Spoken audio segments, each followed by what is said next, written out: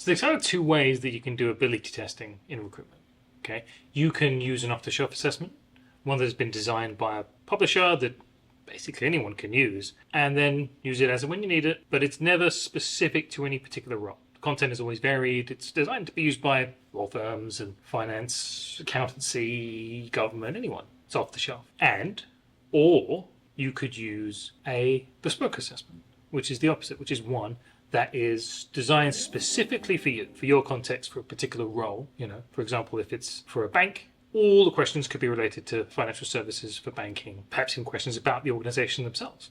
There are benefits to that, of course, as you can imagine. It's much more engaging. It's much more face valid. It just lets the candidates know they're in the right place. But off-the-shelf assessments have their benefits too, typically, in that they're often big item banks, more robust science because you can try that more widely because it's going to be used more widely. They're very more likely to employ things like computer adapted testing as well, which is the pinnacle of psychometrics, which is the most advanced way you can give questions as of right now. Whereas bespoke assessments, more often than not, are fixed, 30 questions, 20 questions that everyone gets. Everyone gets the same questions because a lot of providers struggle to make bigger item bank bespoke assessments because the costs are high normally. Okay, but the ideal case, of course, would merge the two, which means a bespoke computer adapted test.